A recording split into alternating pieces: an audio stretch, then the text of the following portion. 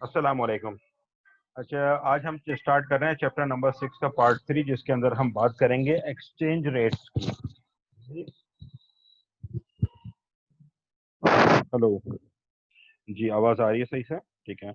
अच्छा, exchange rates जो है वो बेसिकली दो किस्म के होते हैं। हम अगर एक्सचेंज रेट की डेफिनेशन पढ़ें तो बड़ी सिंपल सी डेफिनेशन है।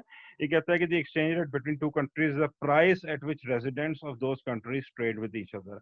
ये बात हम ऑलरेडी जानते हैं कि भाई इसकी एक फॉर्मल डेफिनेशन भी हमने पढ़ ली। एक्सचेंज रेट वो प्राइस होती है जिसके ऊपर दो कंट्रीज के रेजिडेंट्स आपस में एक दूसरे के साथ ट्रेड करते हैं। अगर मैं यूएसए के अंदर किसी के साथ ट्रेड करना चाहता हूँ तो हमें एक्सचेंज रेट देखना पड़ेगा, इसलिए कि मैं पाकिस्तानी करेंसी दूंगा और वो मुझे यूएस डॉलर्स देगा। ठीक है।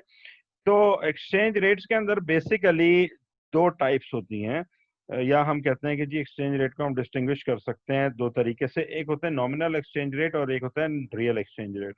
नॉमिनल एक्सचेंज रेट का कॉन्सेप्ट हम पहले देखते हैं और बड़ा सिंपल सा ये कॉन्सेप्ट है। इसमें हम कहते हैं nominal exchange rate is the relative price of currencies of two countries. और ये वही नॉमिनल एक्सचेंज रेट है जिसकी हम और आप अपनी डेली लाइफ रूटीन के अंदर जो है वो बात करते हैं। और इसको दो तरीके से रिपोर्ट किया जा सकता है। ये भी बड़ी सिंपल सी चीज है, हम इसको डेली बेसिस के ऊपर डिस्कस करते हैं। It can be reported in two ways. If $1 buys 160 rupees, then 1 rupee buys $0.00625। ये हमने किस तरीके से किया? हमने डिवाइड करके कर दिया। या तो हमने 160 को 1 से डिवाइड किया और हमने कहा कि जी 160 रुपीज पर डॉलर, या फिर हमने $1 को 160 से डिवाइड किया और हमने कहा $0.00625 पर rupee. We can say the exchange rate is ₹1.160, और ये वही वाली चीज है जो हमने अभी भी बात की। ठीक है। तो ये तो नॉमिनल एक्सचेंज रेट का बड़ा सिंपल सा कॉन्सेप्ट था जो अभी हमने यहाँ पे डिस्कस किया। अब हम आते हैं दूसरे वाले एक्सचेंज रेट के ऊपर, जिसके ऊपर हमारी पूरी ट्रेड डिपेंड कर रही है बेसिकली। इसके ऊपर हमारी नेट एक्सपोर्ट्स डिपेंड कर रही है, जिसके सेविंग एंड इन्वेस्टमेंट का इसके अंदर रोल आ जाता है। इसके अंदर हमारी नेट एक्सपोर्ट्स का रोल आ जाता है, हमारे ट्रेड डेफिसिट्स का जिक्र आ जाता है इसके अंदर। तो रियल एक्सचेंज रेट क्या है? Real exchange rate is the relative price of goods of two countries। Relative price का मतलब ये हुआ कि जी एक चीज मेरे मुल्क में अगर 5 रुपए की मिल रही है तो इसके मुकाबले में वही चीज दूसरे मुल्क के अंदर कितने रुपए की मिल रही है। और ये जो रिलेटिव प्राइस होती है, that is the real exchange rate tells us the rate at which we can trade the goods of one country for the goods of another. कि एक मुल्क की चीजें दूसरे मुल्क की चीजों के मुकाबले में उनकी प्राइस ऊपर है या नीचे है। ये रियल एक्सचेंज रेट होता है। इसका हम थोड़ी देर में फॉर्मूला भी देखते हैं और हम एक छोटी सी एग्जाम्पल भी देखते हैं। To see the relation between real and nominal exchange rate, consider a single product produced in many countries। अच्छा, फिलहाल हम चूंकि कि हमने कहा था सेट्रस पेरिबस वाली चीज हमने कही थी माइक्रो इकोनॉमिक्स के अंदर। Of course there is no such situation where same car is being produced in Pakistan and USA and India and other countries. ठीक है जी, एग्जैक्टली सेम, आइडेंटिकल। ठीक है, ऐसा रियलिटी के अंदर तो डेफिनेटली नहीं हो रहा। ठीक है, लेकिन फिर भी हम कंपैरिजन अगर करना चाहते हैं तो हमें कहीं ना कहीं कुछ अजम्पशंस करनी पड़ेंगी इस चीज को अंडरस्टैंड करने के लिए। फिलहाल हमारी अजम्पशन ये है कि एक कार है जो पाकिस्तान में भी प्रोड्यूस हो रही है और यूएसए के अंदर भी प्रोड्यूस हो रही है, और दोनों एग्जैक्टली सेम है। हमने कहा पाकिस्तानी गाड़ी जो है वो मिलती है आपको 30 लाख रुपए की, ये हमारे पास यहाँ पे लिखा हुआ है 30 लाख रुपीज। जबकि कि वही कार जो है वो यूएसए के अंदर 10,000 US डॉलर्स की है। अब हम ये फाइंड आउट करना चाहते हैं कि इन दोनों में से कौन सी गाड़ी हमें महंगी पड़ रही है और कौन सी गाड़ी हमें सस्ती पड़ रही है, और रियल एक्सचेंज रेट क्या है। इसलिए कि रियल एक्सचेंज रेट क्या था? वो थी रिलेटिव प्राइस, जिसके ऊपर दो मुल्कों के लोग आपस में एक दूसरे के साथ ट्रेड करते हैं। तो हम यहाँ पे आते हैं, हम कहते हैं to compare the prices of two cars. हम पहले वाले पॉइंट के ऊपर इस वक्त हैं। To compare the prices of two cars we must convert them into a common currency. तो सबसे पहले हमने क्या करना है कि हमने जो हम दो गाड़ियों को कंपेयर करने के लिए जा रहे हैं, इनको हम एक कॉमन करेंसी के अंदर सबसे पहले कन्वर्ट करेंगे। वो कॉमन करेंसी पाकिस्तानी रुपी भी हो सकता है, वो कॉमन करेंसी जो है वो यूएस डॉलर्स भी हो सकता है। मैंने यहाँ पे जो किया है दोनों को यूएस डॉलर्स के अंदर कन्वर्ट किया है। ठीक है। अब हम दूसरे पॉइंट के ऊपर आते हैं और दूसरे पॉइंट के अंदर हम कहते हैं if a rupee is worth 0.00625 USD, जो हमने प्रीवियसली डिस्कशन अपनी की थी। तो एक पाकिस्तानी गाड़ी कितने की हुई? ये जो है वो इतने का था। तो एक पाकिस्तानी गाड़ी कितने की हुई? वो हुई आपका अल्लाह भला करे, वो 18,750 US डॉलर की आपको एक पाकिस्तानी गाड़ी पड़ती है, जो आप पाकिस्तान के अंदर परचेज करते हैं। अब याद रखें कि पाकिस्तानी गाड़ी जो है हमने 30 लाख रुपए की ली थी। हमने उसको नॉमिनल एक्सचेंज रेट को देखते हुए हमने दोनों गाड़ियों की प्राइस को एक कॉमन करेंसी के अंदर कन्वर्ट कर दिया है। वो कॉमन करेंसी है US डॉलर्स। अगर मैं देखूं तो पाकिस्तानी गाड़ी मुझे पड़ती है 18,750 डॉलर की, और यूएसए के अंदर प्रोड्यूस हुई हुई गाड़ी मुझे पड़ती है 10,000 डॉलर की। तो अब जो हमारे पास पाकिस्तान के अंदर गाड़ी प्रोड्यूस हुई है उसकी प्राइस आपके पास कितनी आती है in terms of US dollars? वो आपके पास आती है 18,750 US डॉलर्स की। अब अगर हम इस सिचुएशन को कंपेयर करें, अब हमारे लिए सिचुएशन को कंपेयर करना या हमें प्रोडक्ट की प्राइसेस को कंपेयर करना हमारे लिए आसान हो गया है। उसकी वजह यह है कि हमारे पास एक कॉमन करेंसी की फॉर्म के अंदर इस गाड़ी की प्राइस आ गई है। अब हमने कहा कि therefore an American car cost almost half the price that we have here in Pakistan. तो वो हमें जो वो तकरीबन जो है वो आधी प्राइस की पड़ जाती है। It's just an example, it is not necessary कि ऐसा एग्जैक्टली जो है वो हम इसी सिचुएशन की बात कर रहे हैं रियलिटी के अंदर। अब हम रियल एक्सचेंज रेट का फॉर्मूला देखते हैं कि रियल एक्सचेंज रेट का फॉर्मूला क्या है। रियल एक्सचेंज रेट का formula here is an calculation. हम किस तरीके से कैलकुलेट कर रहे हैं कि जी रियल एक्सचेंज रेट क्या है। ये वैसे आप जबानी भी कर सकते थे बड़ी आसानी से कि एक अगर हमें जो है वो पाकिस्तानी गाड़ी 18,750 डॉलर की मिल रही है और यूएसए के अंदर वही गाड़ी 10,000 की मिल रही है, तो हम कहेंगे कि जी 1.875 अमेरिकन कार्स जो है वो हर पाकिस्तानी गाड़ी के बदले में आ सकती हैं। ठीक है जी, अमेरिकन कार्स पर पाकिस्तानी कार। तो पाकिस्तान की एक गाड़ी खरीदूं या अमेरिका की 1.875 गाड़ियां खरीदूं, मुझे दोनों केसेस के अंदर जो है वो अमेरिकन गाड़ियां मुझे जो है वो ज्यादा मिल रही हैं उसी पैसों के अंदर। इसका मतलब ये होगा कि रियल एक्सचेंज रेट मेरा जितना हाई होगा उतनी ही मेरे मुल्क के अंदर बनाई जाने वाली चीजें जो है वो अगर हमारा रियल एक्सचेंज रेट हाई है तो इसका मतलब ये होगा कि जी हमारे मुल्क के अंदर बनाई जाने वाली चीजें हमें महंगी पड़ रही हैं दूसरे मुल्कों से। तो real exchange rate is equal to, वो कहता है नॉमिनल एक्सचेंज रेट को आपने मल्टीप्लाई करना है प्राइस ऑफ डोमेस्टिक गुड्स से, और उसके बाद उसको डिवाइड करना है प्राइस ऑफ फॉरेन गुड्स से। तो 1.875 आपके पास इसकी कैलकुलेशन के अंदर आपके पास आंसर आता है, 1.875 अमेरिकन कार्स पर पाकिस्तानी कार। ठीक है जी। तो रियल एक्सचेंज रेट क्या हुआ, is equal to nominal exchange rate multiply by price of domestic good divided by foreign good. ये बड़ा सिंपल सा फॉर्मूला है, इसको आपने फिलहाल जस्ट याद कर लेना है। ठीक है। तो हम इससे आगे चलते हैं और इसकी कुछ इम्प्लीकेशंस होंगी, हम उन इम्प्लीकेशंस को देखते हैं फॉरेन एक्सचेंज रेट की। कि फॉरेन एक्सचेंज रेट अब आगे वाले जो लेक्चर के अंदर हम डिस्कस करेंगे वो करेंगे कि फॉरेन एक्सचेंज रेट अगर ज्यादा होगा तो क्या उसकी इम्प्लीकेशंस हैं, अगर रियल एक्सचेंज रेट कम होगा तो उसकी क्या इम्प्लीकेशंस हैं, वो कौन से फैक्टर्स हैं जिनके ऊपर रियल एक्सचेंज रेट डिपेंड करता है, सेविंग इन्वेस्टमेंट का इसके साथ क्या रिलेशनशिप है, नेट एक्सपोर्ट्स का इसके साथ क्या रिलेशनशिप है। अब हम ये चीज डिस्कस करते हैं। अब हमने कहा कि जी रियल एक्सचेंज रेट को कंसीडर कर रहे हैं, अभी हम फिलहाल अभी हमने देखें सिर्फ एक चूंकि के प्रोडक्ट की बात की थी, तो उसको हमने सिंपल सा एक फॉर्मूला लगा दिया था। अब हम कहते हैं now consider real exchange rate for a broader basket of goods, not only for one good. अब हमने अपना फॉर्मूला थोड़ा सा चेंज किया, हम कहते हैं we will now include price level in our formula. आपको याद होगा चैप्टर नंबर 2 से हमने सीपीआई की बात की थी, जहां पे हमने इन्फ्लेशन की भी बात की थी, इन्फ्लेशन रेट की हमने बात की थी, उसके अलावा हमने बात की थी प्राइस लेवल्स की, हमने बात की थी कि जी प्राइस लेवल 100 से 102 हुआ, 111 हुआ, हमने इसके न्यूमेरिकल्स भी किए थे। हम उसी अब प्राइस लेवल की बात कर रहे हैं। अब हमने उस प्राइस लेवल को इसके अंदर इसलिए इंक्लूड कर दिया है कि अब की दफा हम एक ब्रॉड बास्केट ऑफ गुड्स की बात कर रहे हैं, सिर्फ एक प्रोडक्ट की बात नहीं कर रहे। अगर एक प्रोडक्ट की बात कर रहे होते तो हमें पता चल जाता कि भाई इसकी प्राइस पाकिस्तान में इतनी है, इसकी प्राइस जो है वो यूएसए के अंदर इतनी है। अगर हम कई प्रोडक्ट्स और कई सर्विसेज की बात करेंगे तो जाहिर सी बात है कि हमें फिर प्राइस लेवल को इंक्लूड करना पड़ेगा अपने फॉर्मूले के अंदर। और हमारा फॉर्मूला आपकी दफा कुछ इस तरीके से बनता है कि यहाँ पे मैं इसको मार्क करता चला जाऊंगा, एक सेकंड प्लीज, सॉरी।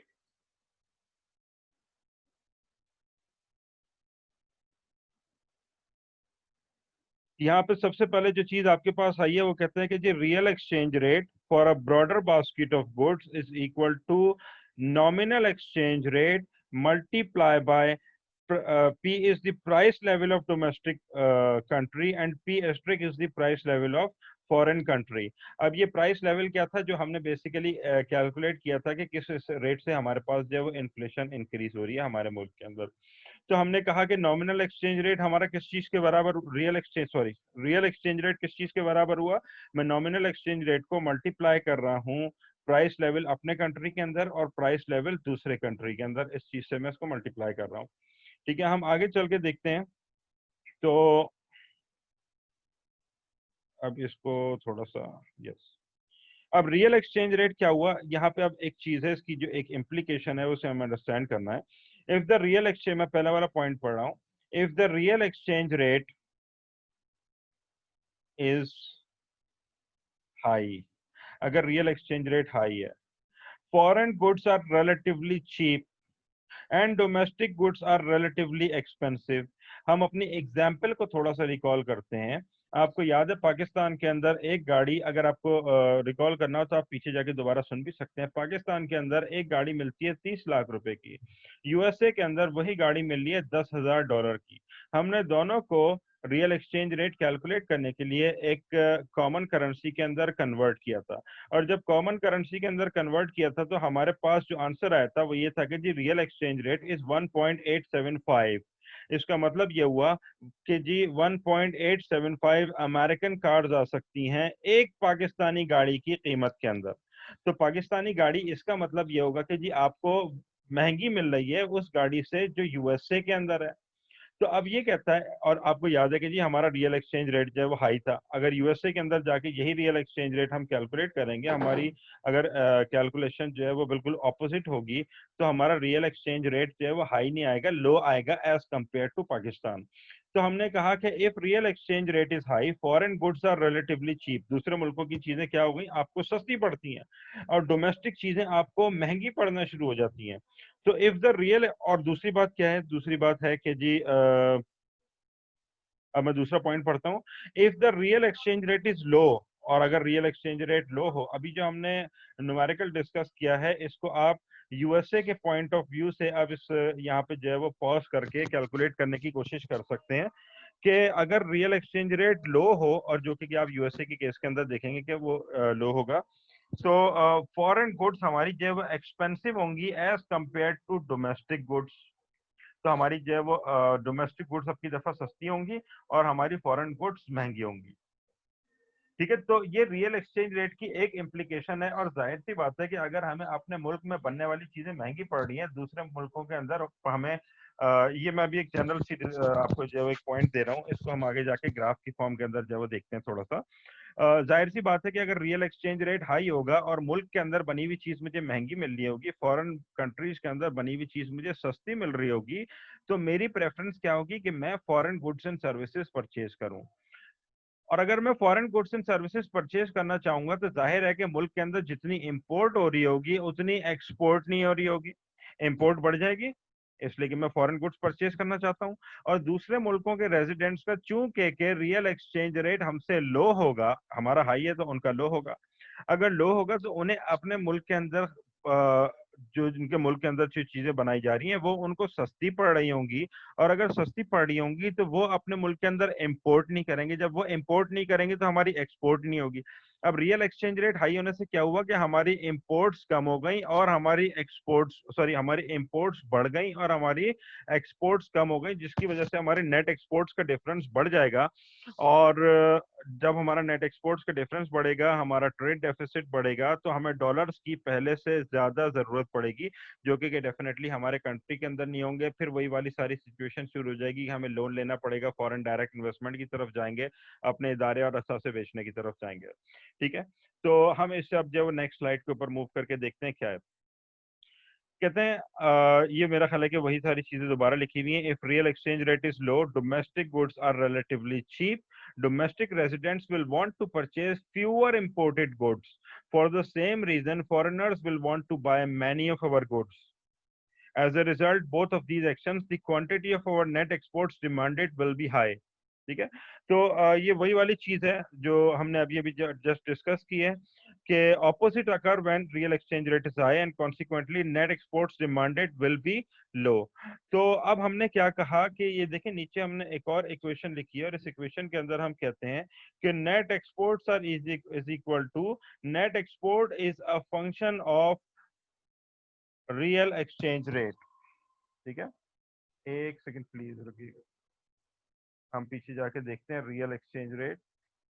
यस, अब हम कहते हैं कि net exports is a function of real exchange rate. This equation states that net export ये जो रियल एक्सचेंज रेट का फंक्शन है। तो नेट एक्सपोर्ट्स हमारी रियल एक्सचेंज रेट के ऊपर भी डिपेंड कर रही हैं। ठीक है, तो ये स्लाइड 2 की हम ऑलरेडी डिस्कस कर चुके हैं, इसलिए मैं अब इससे आगे बढ़ता हूँ।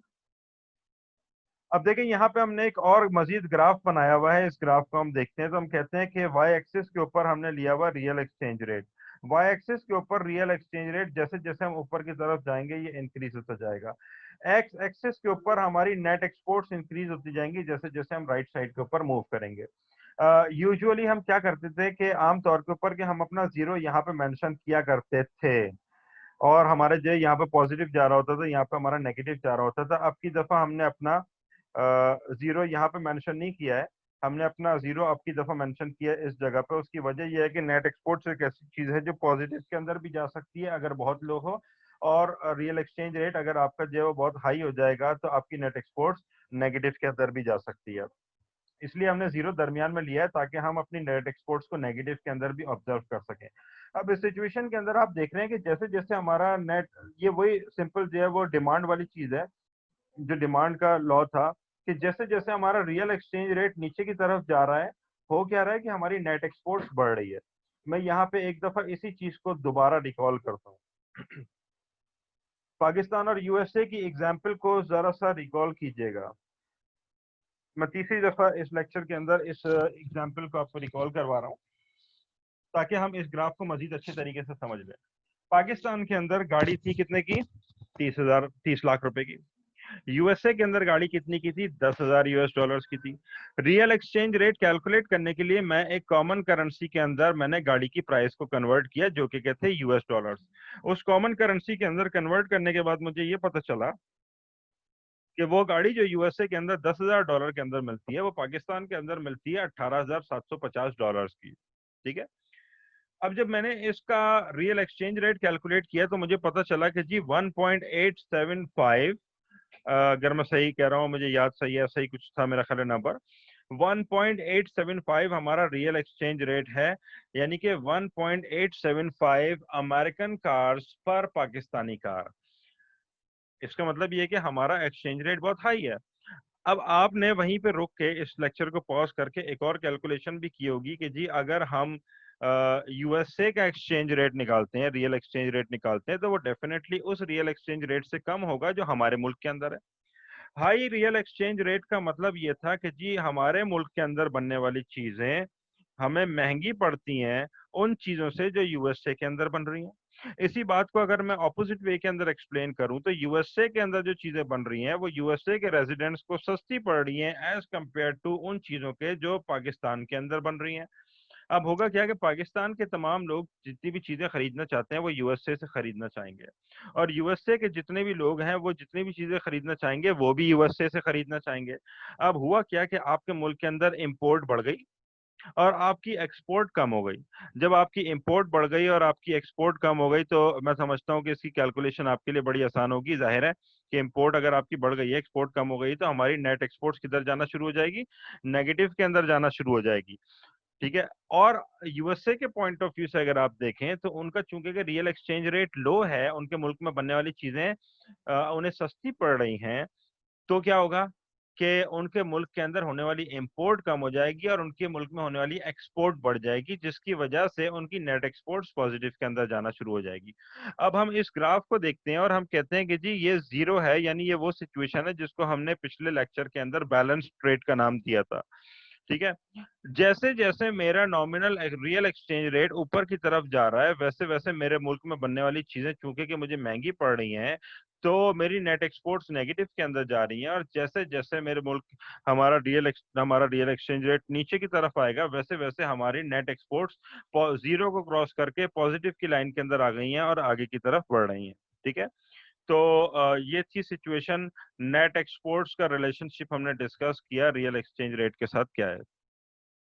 अब मजीद आगे चलते हैं और देखते हैं कि हम अभी तक कौन कौन सी चीजें डिस्कस कर चुके हैं। इट्स जस्ट अ समरी, इसलिए इसके ऊपर मैं बहुत ज्यादा टाइम नहीं लगाऊंगा। इस स्लाइड को मैं जस्ट रीड करूंगा और मैं आगे बढ़ जाऊंगा। So far we have discussed the following points. The real exchange rate is related to net exports. बिल्कुल सही है, हमने अभी अभी जस्ट लास्ट स्लाइड के अंदर ये चीज डिस्कस की है कि इन दोनों चीजों का आपस के अंदर रिलेशनशिप है, एक रियल एक्सचेंज रेट का और एक नेट एक्सपोर्ट्स का। फिर हमने कहा कि जी नेट एक्सपोर्ट्स जो है वो नेट कैपिटल आउटफ्लो के बराबर होता है, ये भी हम इस चैप्टर के शुरू में डिस्कस कर चुके हैं।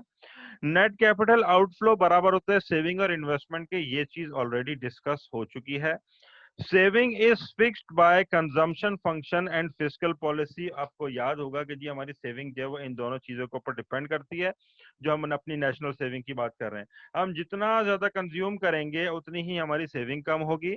आपकी फिस्कल पॉलिसी के अंदर जब गवर्नमेंट टैक्सेस और रेवेन्यूज की बात करती है, मतलब टैक्स रेवेन्यूज की बात करती है और एक्सपेंडिचर्स की बात करती है, तो वहां से भी हमारी सेविंग डिटरमिन होती है ऑफ कोर्स। और इन्वेस्टमेंट फिक्स होती है कहाँ से? अपने इन्वेस्टमेंट फंक्शन से। और वर्ल्ड रियल इंटरेस्ट रेट से जो है वो आपकी इन्वेस्टमेंट फिक्स होती थी, जो हम पिछले लेक्चर्स के अंदर ऑलरेडी डिस्कस कर चुके हैं। तो ये तो थी अभी तक की तमाम चीजों की समरी जो हमने डिस्कस की है। अब हम यहाँ से आगे चल के देखेंगे कि मजीद क्या क्या इम्प्लीकेशंस हैं नेट एक्सपोर्ट्स की। अब सॉरी, रियल एक्सचेंज रेट की। अब हम बात करते हैं कि वो कौन से डिटर्मिनेंट्स होते हैं जो रियल एक्सचेंज रेट के होते हैं, वो कौन कौन से डिटर्मिनेंट्स होते हैं। यहाँ पर राइट साइड के ऊपर मैं थोड़ा सा रीड आउट करूंगा, फिर हम इसको एक्सप्लेन करते हैं। The real exchange rate is determined by the intersection of vertical line. Real exchange rate कहाँ से डिटरमिन हो रहा है? Determined by the intersection of the vertical line representing saving minus investment. आपको याद है हमने पिछले लेक्चर के अंदर सेविंग और इन्वेस्टमेंट की बड़ी बात की थी, ठीक है। और हमने कहा था कि जी हमारी जो है वो सेविंग डिपेंड करती है फिस्कल पॉलिसी के ऊपर, इन्वेस्टमेंट डिपेंड करती है वर्ल्ड रियल इंटरेस्ट रेट के ऊपर। तो सेविंग माइनस इन्वेस्टमेंट, यानी 100 रुपए की अगर मेरी सेविंग है और उसमें से मैंने 80 रुपए की सॉरी 100 रुपए की मैंने गुड्स एंड सर्विसेज प्रोड्यूस किए हैं, 80 रुपए की हमने कंज्यूम कर दी, गवर्नमेंट ने भी और हमने भी, तो 20 रुपए की हमारे पास सेविंग हो गई है। हम सेविंग में से अपनी इन्वेस्टमेंट को निकालते हैं, ठीक है। और अगर हमारे पास कुछ बच जाता है तो वो हम दूसरे मुल्कों के अंदर जो है वो उधार देते थे, नेट कैपिटल आउटफ्लो हमारा पॉजिटिव हो जाता था। और अगर सेविंग हमारी छोटी है और हमारी इन्वेस्टमेंट बड़ी है तो हम एडिशनल अमाउंट जो है वो मुल्क के अंदर लेके आते थे। नेट कैपिटल आउटफ्लो हमारा या तो नेट कैपिटल इनफ्लो होता था या फिर हम उसको कहते थे नेट कैपिटल आउटफ्लो नेगेटिव है, ठीक है। Saving minus investment and the downward sloping net export schedule. अब ये जो हमारा डाउनवर्ड स्लोपिंग नेट एक्सपोर्ट का जो शेड्यूल है, ये जो ऊपर से नीचे की तरफ आ रहा है यहाँ से यहाँ पे, ठीक है, इसके ऊपर डिपेंड करता है और सेविंग एंड इन्वेस्टमेंट के ऊपर डिपेंड करता है, ये इसके अंदर बता रहा है। और कहता है कि ये दोनों आपस में एक दूसरे को जिस जगह पे इंटरसेक्ट कर रहे हैं, ये हमारा इक्विलिब्रियम रियल एक्सचेंज रेट है। अभी हम इस चीज को समझ लेते हैं। एट दिस इंटरसेक्शन, इस इंटरसेक्शन के ऊपर हो क्या रहा है? The quantity of dollar supplied for the flow of capital abroad. जाहिर सी बात है कि सेविंग माइनस इन्वेस्टमेंट हमारा जो है वो एक स्टेज के ऊपर खड़ा हुआ है। तो हमारे पास जो डॉलर्स की आप कह देंगे कि जी सप्लाई है, वो एक लिमिटेड सप्लाई है हमारे पास। और इक्वल्स, लेकिन इस स्टेज के ऊपर equals the quantity of dollars demanded for net exports of goods and services. Dollars आपके पास आते कहाँ से हैं? सबसे पहला सवाल ये है यहाँ पे। डॉलर्स आपके पास उस वक्त आते हैं जब आप एक्सपोर्ट करते हैं, एक चीज। डॉलर्स आपके पास से जाते कब है? सॉरी, डॉलर्स जाते कब है? जब हम इंपोर्ट करते हैं। तो जब हम सामान खरीदते हैं तो हमारे पास से डॉलर्स जाते हैं, और जब हम सामान बेचते हैं तो हमारे पास डॉलर्स आते हैं। इसका मतलब ये होगा कि जी डॉलर्स की भी डिमांड एंड सप्लाई होती होगी, लाजमी सी बात है मार्केट के अंदर। और अगर डॉलर्स की भी डिमांड एंड सप्लाई होती है मार्केट के अंदर, तो जिस जगह पे डॉलर की डिमांड एंड सप्लाई का कर्व आपस में एक दूसरे को इंटरसेक्ट करता होगा, वही हमारा रियल एक्सचेंज रेट है। हमने यहाँ पे क्या कहा, इसको दोबारा पढ़ते हैं और अब हमें बात समझ में आनी चाहिए इंशाल्लाह आपकी दफा। एट दिस इंटरसेक्शन, इस इंटरसेक्शन के ऊपर हो क्या रहा है? The quantity of dollar supplied for the flow of capital abroad. ठीक है, कि हमारे पास जितना डॉलर मौजूद है कि हम जो है वो उसको फ्लो कर सकें abroad, equals the quantity of dollars demanded for the net exports. दूसरी तरफ जो है वो हमें नेट एक्सपोर्ट्स यानी हमें जो है वो अपने मुल्क के अंदर जो है वो परचेज करने के लिए और बेचने के लिए उसकी एक डिमांड भी मौजूद है। इन दोनों का जो इंटरसेक्शन होगा वो हमारा रियल एक्सचेंज रेट होगा। इस चीज को हम मजीद थोड़ा सा इलेबरेट करते हैं आने वाली स्लाइड्स के अंदर जाके, कि यहाँ पे लिखा है, think of this graph as a demand and supply diagram. ये एग्जैक्टली वही बात है जो हमने पिछली स्लाइड के ऊपर की थी, कि जी इस ग्राफ के बारे में जब आप सोचेंगे तो आप सोचेंगे कि यार ये तो जो है एक डिमांड एंड सप्लाई की डायग्राम है। The vertical line S minus I जो है represents the net capital outflow, net capital outflow को रिप्रेजेंट कर रही है। क्या वाकई S minus I net capital outflow को रिप्रेजेंट करता है? हम पिछले लेक्चर्स के अंदर जाके सोचते हैं। उम्मीद है कि आपने उस लेक्चर को सुन भी लिया होगा और बुक से बहुत अच्छी तरीके से पढ़ भी लिया होगा, और अगर वो आपको बात बहुत अच्छी तरीके से समझ में आ गई है तब कहीं जाके आपको ये वाला पॉइंट समझ में आएगा जो इस वक्त मैं रीड आउट कर रहा हूँ, कि हमारी जो वर्टिकल लाइन है एस माइनस आई की, वो नेट कैपिटल आउटफ्लो को रिप्रेजेंट कर रही है। आपको याद होगा अगर हमारी सेविंग बड़ी होती थी, इन्वेस्टमेंट छोटी होती थी, तो हम एडिशनल अमाउंट को जो है बाहर भेज देते थे, नेट कैपिटल आउटफ्लो पॉजिटिव होता था। ये नेट कैपिटल आउटफ्लो को रिप्रेजेंट कर रही है। और अगर इन्वेस्टमेंट हमारी बड़ी होती थी, सेविंग छोटी होती थी, नेट कैपिटल इनफ्लो शुरू हो जाता था या फिर नेट कैपिटल आउटफ्लो नेगेटिव हो जाता था, हम इसको ऐसे कहते थे। And thus the supply of dollars to be exchange into foreign currency. अब आपके पास नेट कैपिटल आउटफ्लो हमारा जो है वो लेट्स से के पॉजिटिव है, तो आपके पास सप्लाई डॉलर्स की मौजूद है कि आप जो है वो फॉरेन करेंसी से उसको जो है वो एक्सचेंज कर सकते हैं और दूसरे मुल्कों के अंदर जो है वो आप उसको इन्वेस्ट कर सकते हैं। अब डाउनवर्ड स्लोपिंग लाइन किस चीज को रिप्रेजेंट कर रही है? डिमांड फॉर डॉलर्स को।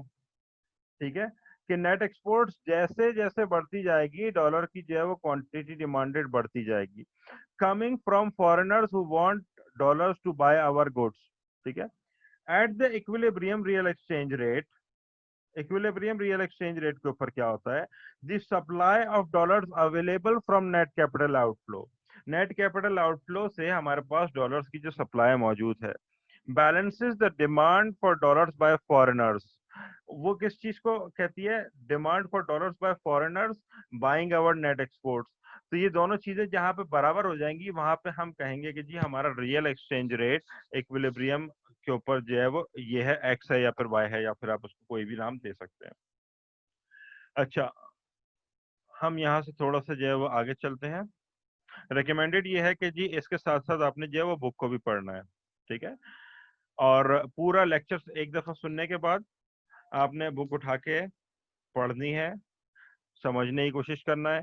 उसके बाद आप वापस इस लेक्चर के ऊपर आएंगे और एक दफा दोबारा से इसको सुनेंगे, because it is too much confusing अगर आप इसको सिर्फ एक दफा सुनने के बाद जो इसको कैजुअली लेते हैं और बुक से रीड आउट नहीं करते तो। ठीक है, अच्छा, अब हमने बिल्कुल इसी तरीके से जिस तरीके से अपने पिछले लेक्चर के अंदर बात की थी कि जी जो है वो फिस्कल पॉलिसी होती है, हमारे मुल्क के अंदर होती है, दूसरे मुल्कों के अंदर होती है, इन्वेस्टमेंट डिमांड का फंक्शन जो है वो चेंज हो सकता है। बिल्कुल उसी तरीके से अब हम बात करेंगे यहाँ पे कि किस तरीके से रियल एक्सचेंज रेट को इन्फ्लुएंस करती हैं हमारी पॉलिसीज, फिस्कल पॉलिसी हमारे मुल्क के अंदर या दूसरे मुल्कों के अंदर। क्योंकि हम इस चीज के ऊपर पिछले लेक्चर के अंदर बहुत ज्यादा डिस्कशन कर चुके थे, इसलिए यहाँ पे फिलहाल मैं इस चीज की डिस्कशन जो है वो ब्रीफ रखूंगा, ये अज्यूम करते हुए कि आप पिछले लेक्चर्स को ना सिर्फ ये सुन चुके हैं बल्कि समझ भी चुके हैं। ठीक है, तो ये अब फिस्कल पॉलिसी वगैरह की जितनी डिटेल हमने पिछले लेक्चर में डिस्कस की थी इस दफा मैं उतनी नहीं करूंगा। ठीक है, उसके लिए फिर आप पिछले लेक्चर को जो है वो रेफर कर सकते हैं। अच्छा, हम यहाँ पे आते हैं और हम कहते हैं कि जी गवर्नमेंट, सबसे पहला पॉइंट, गवर्नमेंट ने रिड्यूस किया नेशनल सेविंग को बाय इंक्रीजिंग गवर्नमेंट परचेजेस और कटिंग टैक्सेस। ऑलरेडी डिस्कस हो चुका है कि नेशनल सेविंग किस तरीके से रिड्यूस होती है जब गवर्नमेंट अपने टैक्सेस कट कर देती है या फिर गवर्नमेंट परचेजेस इंक्रीज कर देती है, इसलिए दोबारा इसकी डिटेल के अंदर हम नहीं जाते। तो अगर हमारी जो है वो नेशनल सेविंग डिक्रीज हो गई है तो S minus I will reduce, तो हमारी सेविंग जो है वो नीचे आ जाएगी, यानी हमारा एस यहाँ पे से जो है आप कह दें कि जो है वो नीचे आ जाएगा। ठीक है, जब हमारी सेविंग नीचे आ जाएगी और हमारी इन्वेस्टमेंट ऊपर चली जाएगी तो आप जानते हैं बहुत अच्छी तरीके से कि एडिशनल अमाउंट या एडिशनल गुड्स एंड सर्विसेज मुल्क के अंदर कहाँ से आएंगी? Net export, sorry I am very sorry, तो हमारी नेट एक्सपोर्ट जो है वो मजीद नेगेटिव के अंदर चली जाएंगी। ठीक है, S minus I will reduce and so will net exports, तो हमारी नेट एक्सपोर्ट्स जो है वो मजीद रिड्यूस हो जाएंगी। अगर नेगेटिव थी तो मजीद नेगेटिव में चली जाएंगी, पॉजिटिव थी तो या तो नंबर छोटा हो जाएगा या फिर जीरो हो जाएगा या फिर नेगेटिव के अंदर आ जाएगा। अच्छा, अगर हमारी जो है वो सेविंग माइनस इन्वेस्टमेंट रिड्यूस हुई है तो आपको पिछले लेक्चर से ये भी याद होगा कि हमारा कर्व जो है वो लेफ्ट साइड के ऊपर जो है वो शिफ्ट हो जाएगा। अगर हमारा कर्व लेफ्ट साइड के ऊपर शिफ्ट हो जाएगा तो मुल्क के अंदर जो सप्लाई डॉलर्स की मौजूद थी वो टू बी इन्वेस्टेड अब्रॉड, ठीक है, वो भी जो है वो कम हो जाएगी। यहाँ तक क्लियर है भाई सारी चीजें। गवर्नमेंट ने नेशनल सेविंग रिड्यूस कर दी। नेशनल सेविंग रिड्यूस करने से क्या हुआ कि जी एस माइनस आई का नंबर जो है वो छोटा हो गया। जब एस माइनस आई का नंबर छोटा हुआ तो हमारा नेट एक्सपोर्ट्स भी माइनस हो गया। जब हमारी नेट एक्सपोर्ट्स पहले से ज्यादा माइनस के अंदर चली गई है तो हमारे मुल्क में जो आने वाले डॉलर्स थे वो भी मजीद कम हो गए हैं, तो हमारे पास डॉलर्स की सप्लाई जो है वो मजीद कम हो गई है जिनको हम इन्वेस्ट करते हैं अब्रॉड के अंदर। और रियल एक्सचेंज रेट हमारा जो है वो इंक्रीज हो जाएगा। रियल एक्सचेंज रेट किस तरीके से इंक्रीज हुआ हम नेक्स्ट स्लाइड के ऊपर जाके देखते हैं फिलहाल, ठीक है। तो देखिएगा जरा सा, सेविंग माइनस इन्वेस्टमेंट हमारी चूंकि कि कम हो गई थी तो हमारा ये लेफ्ट साइड के ऊपर शिफ्ट हो गया शेड्यूल, जो हमारा सेविंग माइनस इन्वेस्टमेंट का था।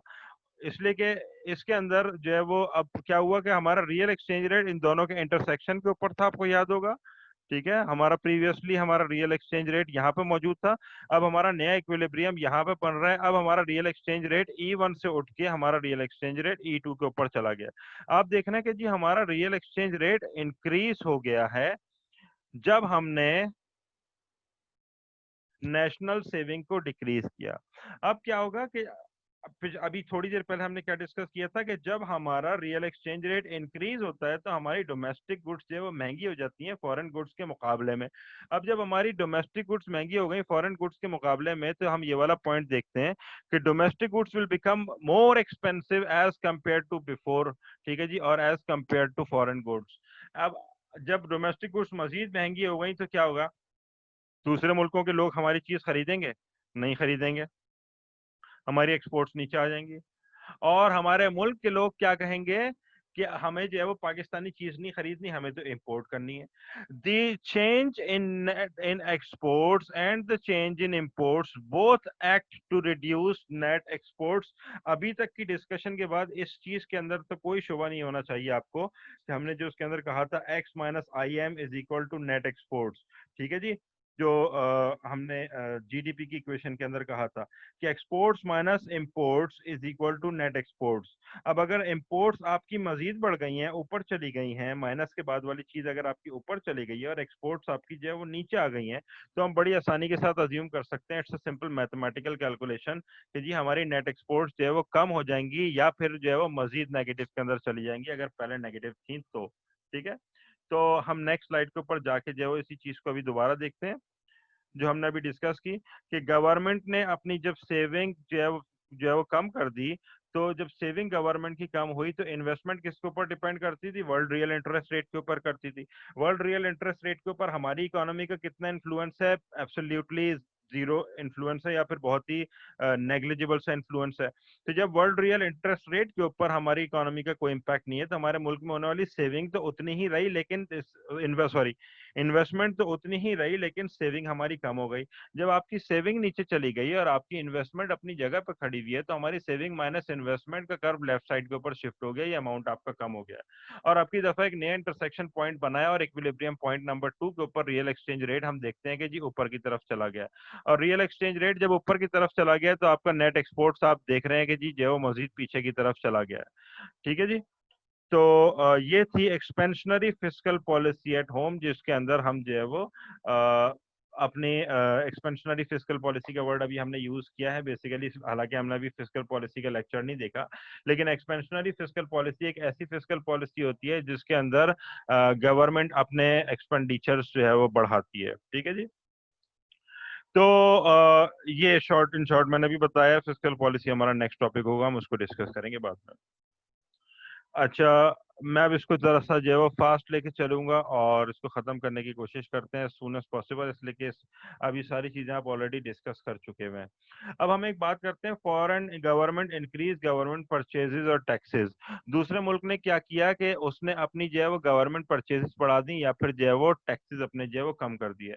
उसकी वजह से क्या हुआ कि हमारी जो वर्ल्ड सेविंग है वो रिड्यूस हो गई। जब वर्ल्ड सेविंग रिड्यूस हो गई तो वर्ल्ड इंटरेस्ट रेट आपका जो है वो बढ़ गया। ये हम पिछले लेक्चर के अंदर ऑलरेडी डिस्कस कर चुके हैं कि जी सेविंग सॉरी इन्वेस्टमेंट किसके ऊपर डिपेंड करती है, वर्ल्ड रियल इंटरेस्ट रेट के ऊपर करती है। वर्ल्ड रियल इंटरेस्ट रेट किसके ऊपर डिपेंड करता है, दुनिया की सेविंग और इन्वेस्टमेंट के ऊपर करता है। जब दुनिया की सेविंग कम हो गई तो दुनिया का इंटरेस्ट रेट बढ़ गया। जब दुनिया का इंटरेस्ट रेट बढ़ गया तो हमारी डोमेस्टिक की, हमारे मुल्क में होने वाली इन्वेस्टमेंट भी रिड्यूस हो गई। आपको याद होगा प्रीवियस लेक्चर्स के अंदर से कि जी हमारा जो है वो रियल इंटरेस्ट रेट और इन्वेस्टमेंट का आपस के अंदर एक इनवर्स रिलेशनशिप था। जब रियल इंटरेस्ट रेट बढ़ता है तो हमारी इन्वेस्टमेंट कम होती है। अब यहाँ पे भी आप देख रहे हैं कि रियल इंटरेस्ट रेट चूंकि के बढ़ा है तो हमारी इन्वेस्टमेंट जो है वो डोमेस्टिक इन्वेस्टमेंट कम हो गई है। जब हमारी डोमेस्टिक इन्वेस्टमेंट कम हो गई तो एस माइनस आई के अंदर से देखिएगा, अगर हमारा आई जो है वो नीचे की तरफ चला गया है तो हमारे एस माइनस आई का जो डिफरेंस है वो बढ़ जाएगा। और जब बढ़ जाएगा ये नंबर एस माइनस आई हमारा, तो हमारा ये कर्व राइट साइड की तरफ शिफ्ट हो जाएगा, एस माइनस आई वाला। और जब हमारा एस माइनस आई वाला कर्व राइट साइड की तरफ शिफ्ट हो जाएगा तो हमारे मुल्क में जो डॉलर्स की सप्लाई है जो हम दूसरे मुल्कों के अंदर इन्वेस्ट करना चाहते हैं वो जो है वो बढ़ जाएगी हमारे पास। ठीक है। और जब वो हमारे पास बढ़ जाएगी तो हमारी नेट एक्सपोर्ट्स भी बढ़ जाएगी। और अगर हमारी जो है वो नेट एक्सपोर्ट्स बढ़ जाएगी तो दायरा नेट कैपिटल आउटफ्लो हमारा जो है वो बढ़ चुका है। इन summary N increase in world interest rate causes a trade surplus. अब हमारी जो है वो इकोनॉमी नेट एक्सपोर्ट्स में जो माइनस की तरफ जाने के बजाय प्लस की तरफ जाना शुरू हो जाएगी और हमारा इक्विलिब्रियम रियल एक्सचेंज रेट जो है वो नीचे की तरफ गिर जाएगा। अब मैं इसी चीज को अगर आपको ग्राफ के ऊपर दिखाऊं तो आपको बहुत आसानी से और बहुत अच्छे तरीके से उसूली तौर पे ये चीज समझ में आनी चाहिए। ये पूरी एक साइकिल थी। दूसरे मुल्क ने क्या किया है, दूसरे मुल्कों ने क्या किया, उन्होंने अपनी जो है वो एक्सपेंशनरी फिस्कल पॉलिसी लेके आए जिसके अंदर उन्होंने अपनी एक्सपेंडिचर्स बढ़ा दिए। जब उनके एक्सपेंडिचर्स बढ़ गए तो वर्ल्ड सेविंग कम हो गई। वर्ल्ड सेविंग कम होने की वजह से वर्ल्ड रियल इंटरेस्ट रेट बढ़ गया। वर्ल्ड रियल इंटरेस्ट रेट बढ़ने की वजह से हमारे मुल्क में होने वाली इन्वेस्टमेंट कम हो गई, इसलिए कि हमारे मुल्क वाली इन्वेस्टमेंट किस पे डिपेंड करती थी, वर्ल्ड रियल इंटरेस्ट रेट पे। जब हमारे मुल्क में होने वाली इन्वेस्टमेंट कम हो गई तो हमारा सेविंग और इन्वेस्टमेंट का फासला जो है वो बढ़ गया और हमारा सेविंग एंड इन्वेस्टमेंट का नंबर जो था वो पहले से कहीं ज्यादा बढ़ गया है। जब ये बढ़ गया है तो हमारा जो है वो सेविंग माइनस इन्वेस्टमेंट का शेड्यूल राइट साइड के ऊपर शिफ्ट हो गया। ये राइट साइड के ऊपर शिफ्ट हुआ तो अब हम देखते हैं कि जी एक नया इक्विलिब्रियम पॉइंट वजूद के अंदर आया जिसके अंदर हमारा रियल एक्सचेंज रेट नीचे की तरफ आया है। और अगर हमारा रियल एक्सचेंज रेट नीचे की तरफ आया है तो इसका मतलब ये होगा कि हमारे मुल्क में बनने वाली चीजें अब कंपैरेटिवली सस्ती हैं उन चीजों से जो दूसरे मुल्कों के अंदर बन रही हैं। अगर ये सिचुएशन है तो इसका मतलब ये होगा कि हमारी एक्सपोर्ट्स बढ़ेगी और हमारी इंपोर्ट्स कम होगी। हमारे मुल्क में रहने वाले लोग अब डोमेस्टिक चीजें प्रेफर करेंगे इसलिए कि वो सस्ती पड़ रही हैं, और दूसरे मुल्कों में रहने वाले लोग भी हमारे मुल्क की बनी हुई चीज को प्रेफर करेंगे इसलिए कि वो सस्ती पड़ रही है। अगर ये सिचुएशन होगी तो क्या होगा कि हमारी नेट एक्सपोर्ट्स बढ़ेगी। और अगर हमारी नेट एक्सपोर्ट्स यहाँ पे बढ़ जाएगी तो नेट एक्सपोर्ट बढ़ जाएगी और इसकी वजह से ये बेसिकली हमारा नेट रियल एक्सचेंज रेट जो है वो नीचे की तरफ आएगा। ठीक है जी।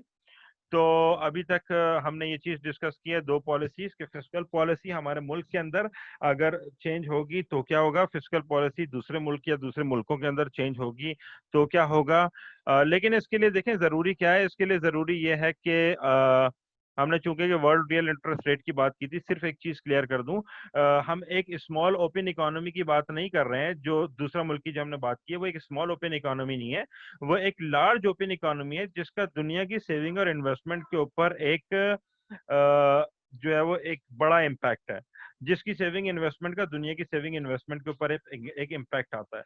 अगर लाजमी सी बात है एक ऐसी स्मॉल ओपन इकोनॉमी जो दूसरी ओपन इकोनॉमी हो वो अपनी एक्सपेंशनरी फिस्कल पॉलिसी अगर लेके आती भी है तो हमारे वाले केस के अंदर उसका दुनिया की सेविंग एंड इन्वेस्टमेंट के ऊपर नेग्लिजिबल इम्पैक्ट होगा। अगर उसका दुनिया की सेविंग एंड इन्वेस्टमेंट के ऊपर नेग्लिजिबल इम्पैक्ट होगा तो उसका दुनिया के इंटरेस्ट रेट के ऊपर भी नेग्लिजिबल इम्पैक्ट होगा। और अगर दुनिया का इंटरेस्ट रेट चेंज नहीं हो रहा तो हमारे मुल्क में होने वाली इन्वेस्टमेंट का लेवल भी चेंज नहीं होगा।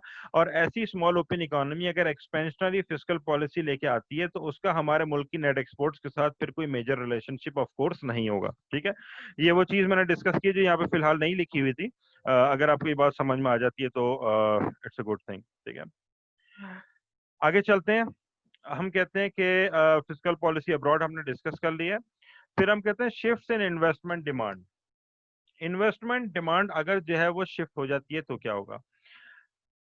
अभी तक अगर आपको सारी की सारी चीजें समझ में आ चुकी हैं तो उम्मीद है कि ये वाली चीज बड़ी आसानी से समझ में आ जाएगी। पॉइंट नंबर 1 के अंदर कहता है गवर्नमेंट ने एनकरेज किया इन्वेस्टमेंट को। मिसाल के तौर पे कल हमारी गवर्नमेंट ने एनकरेज किया है रेजिडेंशियल फिक्स इन्वेस्टमेंट को। मेरा ख्याल है कोई स्कीम आई है जिसके अंदर उन्होंने कुछ इस टाइप की पॉलिसी दी है कि अगर आप जो है वो इन्वेस्टमेंट कर रहे हैं तो आपसे ये नहीं पूछा जाएगा कि आपके पास पैसा कहाँ से आया। ठीक है जी। तो इसका मतलब ये होगा कि जी हमारे मुल्क के अंदर जो है वो इन्वेस्टमेंट को एनकरेज किया जा रहा है। अब ये जो है वो एथिकल है अनएथिकल है, हम इसके ऊपर फिलहाल कोई डिबेट नहीं करते। ठीक है। एट द गिवन, इसके अलावा जाहिर है कि इस किस्म की पॉलिसी सिर्फ इन्वेस्टमेंट को ही इनकरेज नहीं करेगी बल्कि जाहिर है कि और भी बहुत सारी चीज़ों को और बहुत सारे लोगों को इनकरेज करेगी डेफिनेटली। ठीक है। लेकिन ये कि वो एक अलग टॉपिक है, उसको फिलहाल हम डिस्कस नहीं कर रहे हैं यहाँ पे। At the given world interest rate, अब वर्ल्ड इंटरेस्ट रेट तो गिवन है जिसकी बेसिस के ऊपर डिमांड हमारी इन्वेस्टमेंट होती थी। The increase in investment demand leads to higher investment. अब क्या होगा कि हुकूमत ने चूंकि के इनकरेज किया है किसी ना किसी तरीके से, लेकिन वर्ल्ड रियल इंटरेस्ट रेट हमारा जो है वो अपनी जगह पे खड़ा हुआ है, तो इन्वेस्टमेंट डिमांड का फंक्शन जो है वो हमारा जो है वो बढ़ गया। ठीक है। Higher value of I means lower value of S minus I. I जब ऊपर जाएगा तो एस माइनस आई की जो वैल्यू है वो नीचे आ जाएगी, और जब एस माइनस आई की वैल्यू नीचे आएगी तो नेट एक्सपोर्ट्स भी हमारी नीचे आ जाएगी। And shift the S minus I line to the left, तो हमारी एस माइनस आई की लाइन जो है वो लेफ्ट साइड के ऊपर जो है वो शिफ्ट हो जाएगी। Reducing the supply of dollars to be invested abroad. अब देखिए नेट एक्सपोर्ट जितनी पॉजिटिव के अंदर जाती है इसका मतलब ये होता है कि जी मुल्क के अंदर जो है डॉलर आ रहा है और डॉलर पड़ा हुआ है जो हम दूसरे मुल्कों के अंदर इन्वेस्ट कर सकते हैं। जब आपकी नेट एक्सपोर्ट्स नीचे आएगी तो जाहिर सी बात है कि मुल्क के अंदर आपके डॉलर जो है वो कम हो रहा है जो हम दूसरे मुल्कों के अंदर जो है वो इन्वेस्ट कर सकते हैं, विच मीन्स की डॉलर जो है वो डॉलर की डिमांड जो है वो बढ़ना शुरू हो जाएगी। The equilibrium real exchange rate rises, और अब हमारा इक्विलिब्रियम रियल एक्सचेंज रेट बढ़ना शुरू हो जाएगा। When domestic goods will become more expensive, हमारी डोमेस्टिक गुड्स जो है वो पहले से ज्यादा एक्सपेंसिव हो जाएंगी। नेट एक्सपोर्ट्स हमारी गिर जाएंगी। Hence an increase in investment demand causes a trade deficit. तो हमारे जो इन्वेस्टमेंट डिमांड है वो क्या कॉज करेगा, वो ट्रेड डेफिसिट कॉज करेगा। इसका मतलब ये हुआ कि हमने कल जो पॉलिसी लॉन्च की है, आज क्या डेट है, आज आज है मेरा ख्याल है 11 जुलाई 2020। ठीक है जी। तो मेरा ख्याल है कल या परसों की हमारी एक जो पॉलिसी आई है कि हमने कहा है कि जी इन्वेस्टमेंट करनी है और ये नहीं पूछा जाएगा कि पैसा कहाँ से आ रहा है। तो अब क्या हुआ, गवर्नमेंट ने इनकरेज किया है इन्वेस्टमेंट को। सिचुएशन को आप जो खुद कैलकुलेट करके देख सकते हैं। World real interest rate given है। ठीक है जी। The increase in investment demand leads to higher investment. हम नेक्स्ट स्लाइड के ऊपर जाके देखते हैं कि इसका ग्राफ किस तरीके से बन रहा है। तो जब हमारी जो है वो मुल्क के अंदर होने वाली इन्वेस्टमेंट देखें, हमारे मुल्क में होने वाली इन्वेस्टमेंट बढ़ रही है ना, इन्वेस्टमेंट बढ़ेगी, हम इन्वेस्टमेंट ही बढ़ाना चाहते हैं। क्या सेविंग भी बढ़ी है? सेविंग थोड़ी बढ़ी, इन्वेस्टमेंट बढ़ी है। जब सेविंग माइनस इन्वेस्टमेंट, इन्वेस्टमेंट तो ऊपर चली गई लेकिन सेविंग अपनी जगह पर अगर खड़ी हुई है तो इसका मतलब ये होगा कि सेविंग माइनस इन्वेस्टमेंट का जो नंबर हमारा आता था, जो हमेशा नेट कैपिटल आउटफ्लो के भी बराबर होता था, नेट एक्सपोर्ट्स के भी बराबर होता था, ठीक है, वो नंबर जो है वो हमारा किधर छोटा हो जाएगा। जब वो हमारा नंबर छोटा हो जाएगा तो सेविंग माइनस इन्वेस्टमेंट का शेड्यूल हमारा लेफ्ट साइड के ऊपर शिफ्ट हो गया। जब ये लेफ्ट साइड के ऊपर शिफ्ट हुआ तो हमारा रियल एक्सचेंज रेट जो पहले इस जगह पे खड़ा हुआ था वो इस जगह पे आ जाएगा। इसका मतलब ये कि हमारे मुल्क के अंदर बनने वाली चीजें, रियल एक्सचेंज रेट ऊपर जाने का मतलब क्या था कि हमारे मुल्क में बनने वाली चीजें अब दूसरे मुल्कों के कंपैरिजन के अंदर जो है हमें पहले से ज्यादा महंगी मिलेंगी। जब हमारे मुल्क में ये सारी चीजें हमें, और प्लस नेट एक्सपोर्ट भी हमारी नेगेटिव के अंदर जा चुकी है, जब हमारे मुल्क में बनने वाली चीजें हमें दूसरे मुल्कों में बनने वाली चीजों से ज्यादा महंगी मिलेंगी तो हमारी प्रेफरेंस ये होगी कि हम इम्पोर्टेड चीजें खरीदें, और दूसरे मुल्कों की प्रेफरेंस ये होगी कि वो अपने मुल्कों के अंदर बनने वाली चीजें खरीदें। अब इसका इवेंचुअली इम्पैक्ट क्या होगा कि हमारी एक्सपोर्ट्स कम हो जाएंगी और हमारी इंपोर्ट्स बढ़ जाएंगी, जिसकी वजह से हमारी नेट एक्सपोर्ट्स जो है वो पीछे की तरफ आई हैं। ठीक है। तो ये सिचुएशन पूरी है अगर ऐसा होता है तो। ठीक है जी। As per the theory, unless कि हम इसके साथ जो है वो कुछ और पॉलिसीज भी बनाएं। ठीक है। लेकिन फिलहाल हम चूंकि कि इस बुक के पैटर्न के ऊपर चल रहे हैं तो हम अपने टॉपिक को फिलहाल डिविएट नहीं करेंगे, हम मजीद आगे चलते हैं यहाँ से। ये हो गई हमारी how policies influence the real exchange rate, shifts in investment demand की हमने बात कर ली।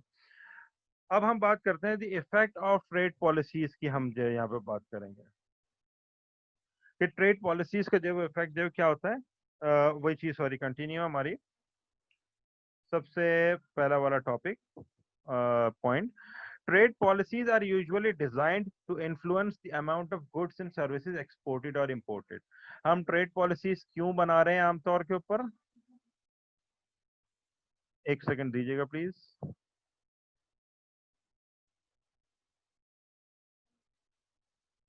हम ट्रेड पॉलिसीज क्यों बना रहे हैं?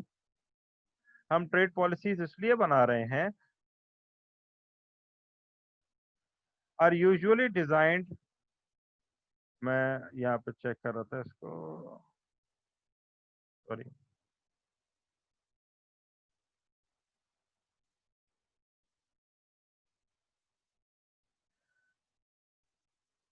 हमने ट्रेड पॉलिसीज क्यों बनाई थी? ताकि हम to influence the amount of goods and services, ताकि हम नेट एक्सपोर्ट्स को बेसिकली जो है वो इन्फ्लुएंस कर सकें, इसलिए हम ट्रेड पॉलिसीज बनाते हैं। They aim to protect domestic industries. हमारा एम क्या है? हम डोमेस्टिक इंडस्ट्रीज को प्रोटेक्ट करना चाहते हैं फॉरेन कंपटीशन से। Either by placing a tax on foreign imports, हम इंपोर्ट्स के ऊपर टैक्स लगाने की बात करते हैं, और restricting the amount of goods and services that can be imported. ये वाली चीज हम यूजुअली अपने पास देखते हैं कि जी हम जो है वो मुल्क में आने वाली चीजों के ऊपर जो है वो या तो पाबंदी लगा देते हैं या फिर हम टैक्सेस लगा देते हैं, ताकि डोमेस्टिक इंडस्ट्री हमारी जो है वो चलना शुरू हो और हमारी इंपोर्ट्स कम हो। लेकिन इसका इम्पैक्ट क्या होता है? Consider what would happen if the government prohibited the import of foreign cars. Government ने कहा कि जी फॉरेन गाड़ियां जो है वो मुल्क के अंदर नहीं आ सकती for any given real exchange rate. अब हमारा एक जो है वो एक्सचेंज रेट जो है वो गिवन है already. Imports would now be lower. अब क्या होगा? हमारी इंपोर्ट्स जो है वो कम हो जाएंगी। एग्रीड। गवर्नमेंट ने कहा कि जी मुल्क के अंदर जो है वो इम्पोर्टेड जापानीज गाड़ियां जो है वो नहीं आ सकती। उससे क्या होगा? हमारा जो है वो रियल एक्सचेंज रेट क्योंकि ये गिवन है, अब हमारी इंपोर्ट्स जो है वो कम हो जाएंगी। Agreed. Implying that net exports, अब इससे क्या होगा? हम अज्यूम कर रहे हैं कि जी नेट एक्सपोर्ट्स हमारी बढ़ जाएंगी। उसकी वजह यह है कि नेट एक्सपोर्ट्स होती हैं एक्सपोर्ट्स माइनस इंपोर्ट्स। अगर इंपोर्ट्स का नंबर नीचे आया तो हमारी नेट एक्सपोर्ट्स बढ़नी चाहिए। दस the net export schedule shifts outward. अब हमारा नेट एक्सपोर्ट्स का शेड्यूल क्या हुआ? वो राइट साइड के ऊपर शिफ्ट हो जाएगा। हमारी हर गिवन एक्सचेंज रेट के ऊपर हमारी नेट एक्सपोर्ट्स बढ़ जाएंगी। डिमांड एंड सप्लाई की डायग्राम्स याद रखिएगा माइक्रो इकोनॉमिक्स से। अगर सेम एक्सचेंज रेट के ऊपर हमारी नेट एक्सपोर्ट्स जो है वो बढ़ रही हैं हर given exchange real exchange rate के ऊपर, तो हमारी नेट एक्सपोर्ट्स का जो शेड्यूल होगा वो राइट साइड के ऊपर शिफ्ट हो जाएगा। अब हम देखते हैं, एक हैरत अंगेज चीज होती है, to see the effects of the policy we compare the old equilibrium to the new equilibrium. हम इन दोनों इक्विलिब्रियम्स को कंसीडर करते हैं। ठीक है। अब नेक्स्ट स्लाइड के ऊपर जाके देखते हैं हुआ क्या है। बेसिकली गवर्नमेंट ने कहा ये हमारा जो है वो ओल्ड रियल एक्सचेंज रेट है, ये अगर जो है वो हमारा रियल एक्सचेंज रेट इतना होता तो नेट एक्सपोर्ट्स हमारी इतनी होती। अगर हमारा रियल एक्सचेंज रेट इतना होता तो हमारी नेट एक्सपोर्ट्स इतनी होती। अगर हमारा रियल एक्सचेंज रेट इतना होता तो हमारी नेट एक्सपोर्ट्स इतनी होती। ये हमारी नेट एक्सपोर्ट्स का ओल्ड शेड्यूल है जो ब्लू वाला यहाँ पे हमने बनाया हुआ है। अब हुआ क्या कि गवर्नमेंट ने चूंकि के पाबंदी लगा दी है इंपोर्ट्स के ऊपर, तो हमारा एक्स माइनस आई एम वाली जो चीज थी उसके अंदर से जो है वो इंपोर्ट्स हमारी नीचे आ गई। जब हमारी इंपोर्ट्स नीचे आ गई तो रियल एक्सचेंज रेट अगर हमारा यहाँ खड़ा था तो हमारी जो है वो नेट एक्सपोर्ट्स जो है वो बढ़ जाएंगी, इस रियल एक्सचेंज रेट के ऊपर यहाँ आ जाएंगी। सही है? बात समझ में आ रही है भाई? ठीक है। कि अगर हमारा रियल एक्सचेंज रेट इतना होता, ठीक है, तो हमारी नेट एक्सपोर्ट्स इतनी होती। मतलब अब इसी रियल एक्सचेंज रेट के ऊपर हमारी नेट एक्सपोर्ट्स बढ़ रही हैं। उसकी वजह ये कि हमारी इंपोर्ट्स कम हो गई हैं। ठीक है। अगर रियल एक्सचेंज रेट इतना होता तो नेट एक्सपोर्ट्स इतनी होती, इसलिए कि इंपोर्ट्स कम हो गई हैं गवर्नमेंट की ट्रेड पॉलिसी की वजह से। अगर ये इतना होता तो जो है वो यहाँ पे हमारा वाला जो ये वाली चीज जो है वो इतनी होती है, और अगर ये इतना होता तो ये वाली चीज हमारी इतनी होती।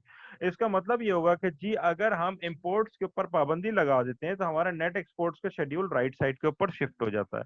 और नेट एक्सपोर्ट्स का शेड्यूल जब हमारा राइट साइड के ऊपर शिफ्ट हुआ, लेकिन हमारी सेविंग माइनस इन्वेस्टमेंट अपनी ही जगह पे खड़ी हुई है, तो हम एक हैरत अंगेज चीज देखते हैं, और वो हम ये देखते हैं कि जी हमारी नेट एक्सपोर्ट्स की क्वांटिटी तो अभी अपनी ही जगह पे खड़ी रहेगी, लेकिन हमारा रियल एक्सचेंज रेट बढ़ जाएगा। यानी कि अगर हम इस किस्म की कोई ट्रेड पॉलिसी लेके आते हैं, प्रोटेक्शनिस्ट पॉलिसी लेके आते हैं, जिससे हम अपनी नेट एक्सपोर्ट्स को बढ़ाने की कोशिश कर रहे हैं, तो उससे होगा ये इवेंचुअली कि नेट एक्सपोर्ट्स की क्वांटिटी तो अपनी ही जगह पे खड़ी रहेगी, लेकिन हमारा रियल एक्सचेंज रेट बढ़ जाएगा।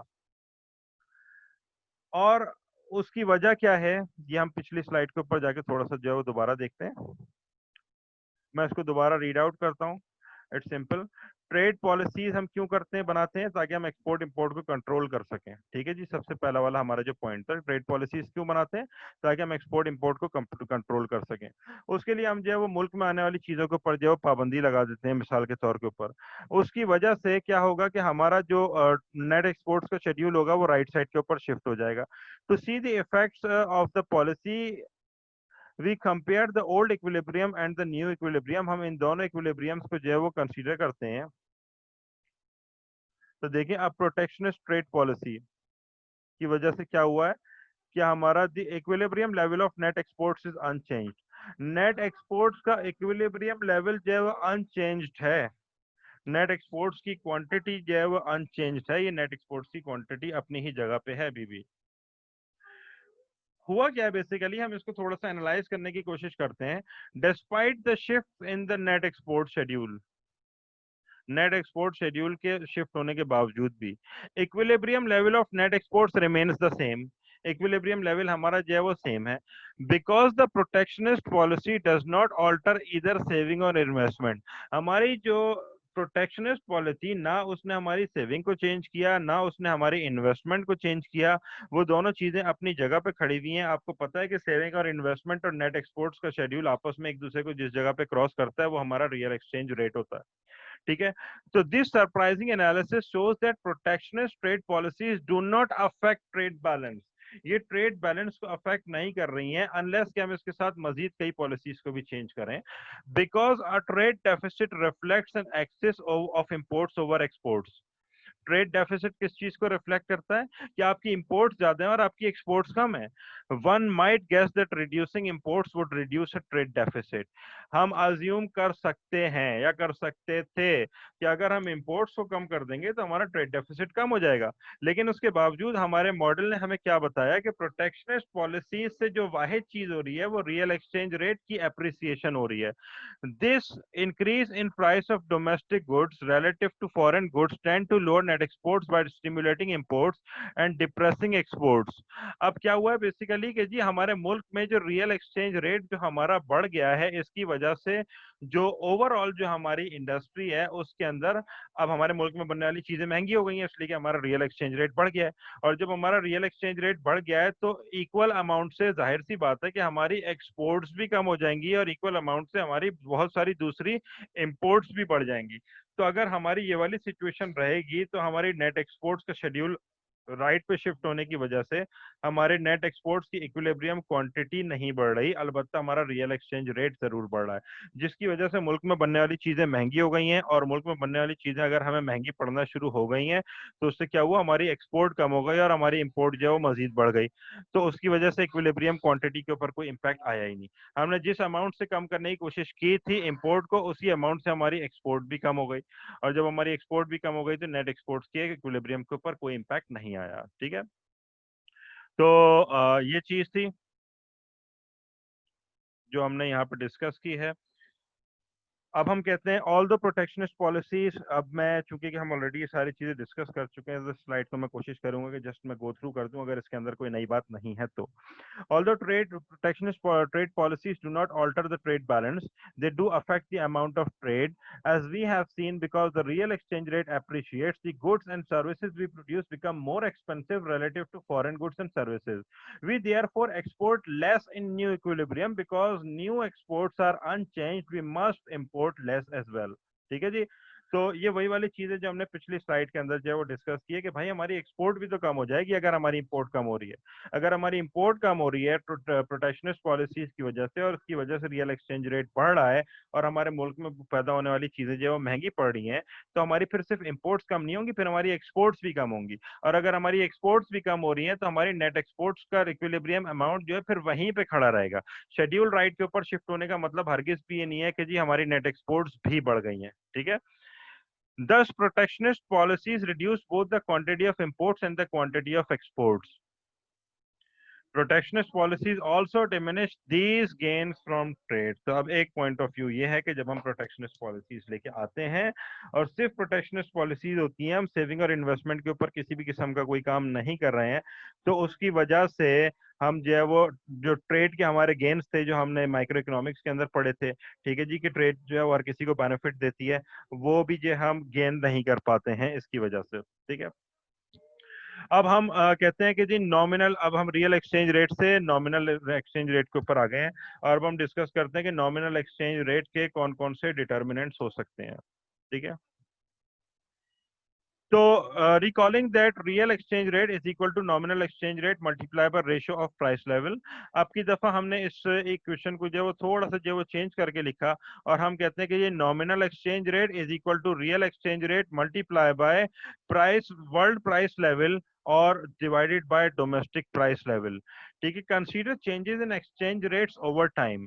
Exchange rate equation can be written as, हमने कहा कि जी हम कंसीडर करते हैं कि जी over the period of time, जाहिर है कि एक्सचेंज रेट के अंदर जो है वो चेंजेस आते हैं, और अगर एक्सचेंज रेट के अंदर चेंजेस आते हैं तो देखिए हमने नीचे एक इक्वेशन लिखी है, हम कहते हैं percentage change in nominal exchange rate is equal to percentage change in real exchange rate plus change in world price level minus change in domestic price level. या फिर हम इसी चीज को जो है वो इस तरीके से लिखते हैं, जो पाई जो यहाँ पे लिखा हुआ है, इससे आप जो है वो इस टर्म से जो है बखूबी वाकिफ होंगे। हमने चैप्टर नंबर 3 के अंदर इन्फ्लेशन रेट की बात की थी। अब ये जो पाई का जो यहाँ पे आ रहा है, पाई एस्ट्रिक जो आ रहा है, ये अब हम जो है वर्ल्ड इन्फ्लेशन रेट की बात कर रहे हैं। तो हमने बहरहाल एक फार्मूला बनाया, और वो फार्मूला कहता है कि चेंज इन ई यानी change in nominal exchange rate is always equal to percentage change in real exchange rate plus world inflation rate minus domestically हमारा जो इन्फ्लेशन रेट है उसको। ठीक है जी।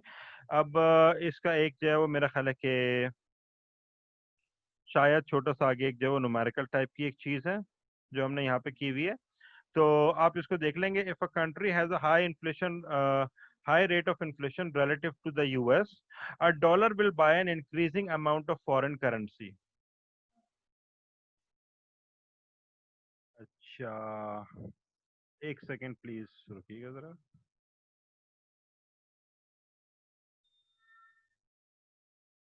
यस।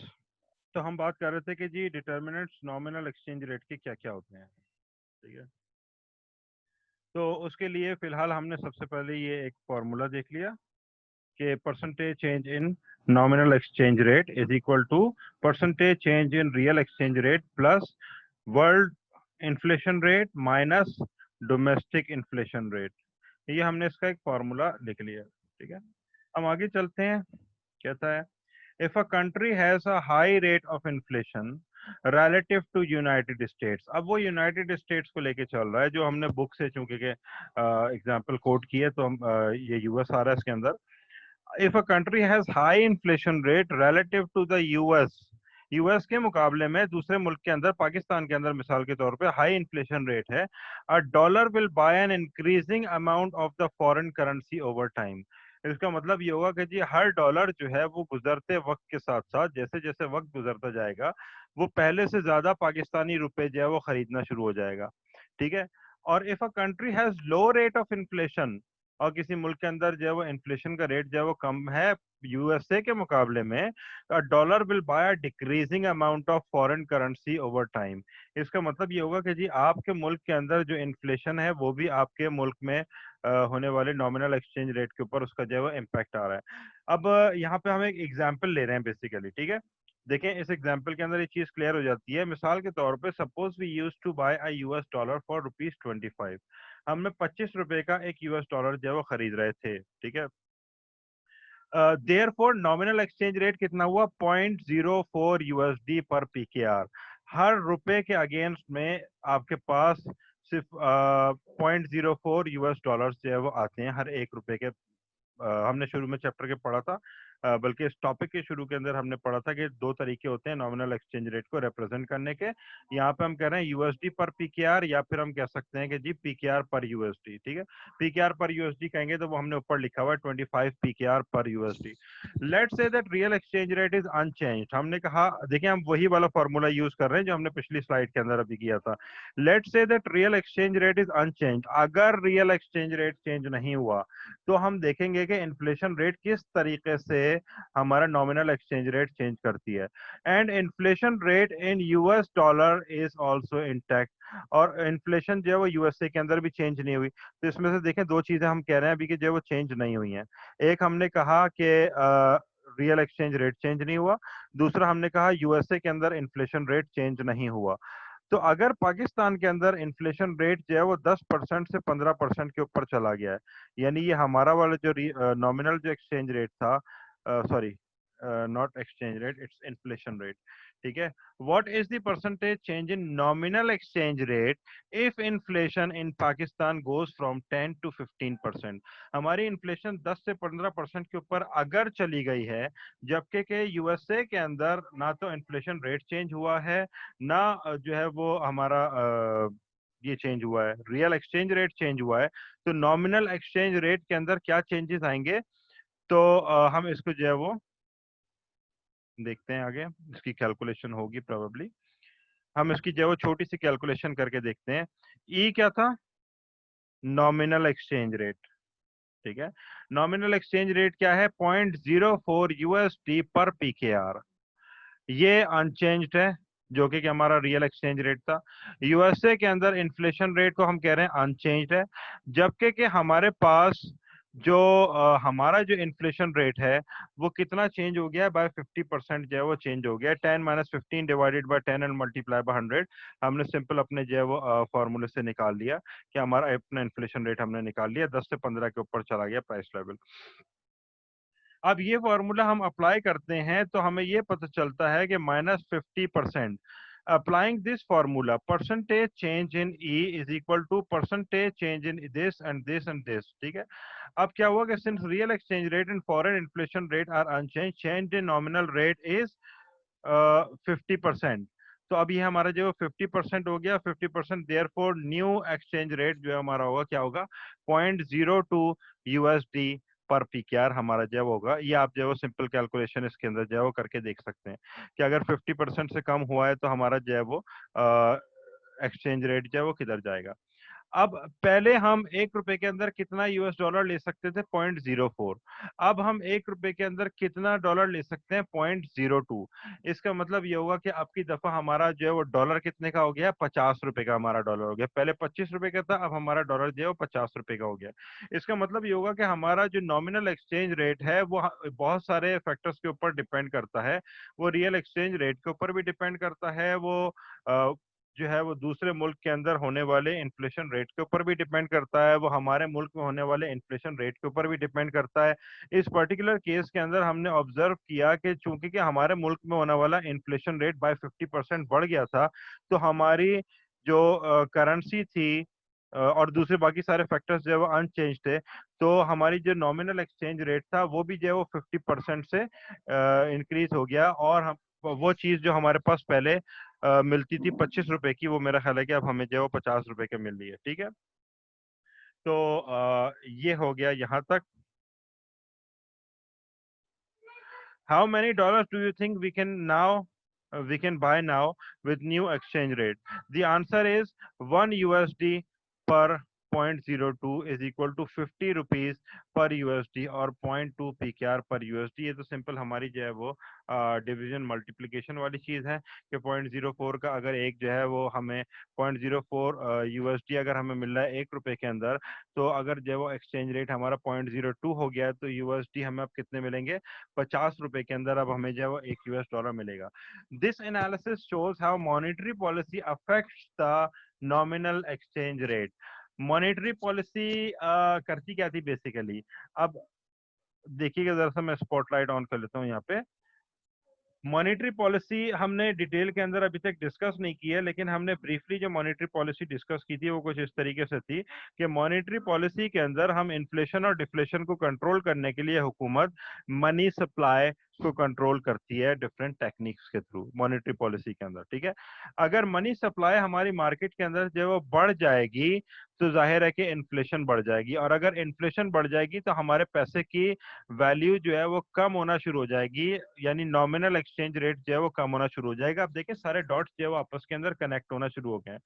हमने क्या कहा कि जी मॉनेटरी पॉलिसी के अंदर हुकूमत ने डिसाइड किया कि हम जो है वो मनी सप्लाई को जो है वो इंक्रीज कर देंगे। हुकूमत ने जब मनी सप्लाई को इंक्रीज किया तो उसकी वजह से इन्फ्लेशन रेट हमारा बढ़ गया।